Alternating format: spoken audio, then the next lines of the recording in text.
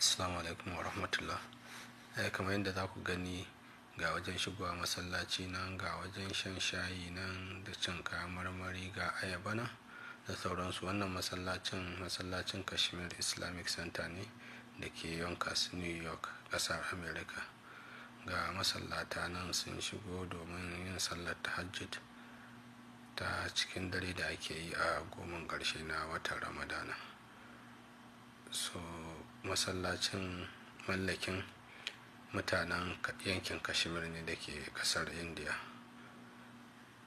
Akwai dattijai, akwai ƙananan yara a ciki, sai kuma mu 'yan tsiraru da muke ɗan sallah 'yan nashi a Afirka, da yadda dai na ga ba mu wuce gaskiya da nisa da cikin ka yayi ya buga a cikin ka ya kata lokacin da wanda kana jin bacci wajen shan kofi wajen shan shi ma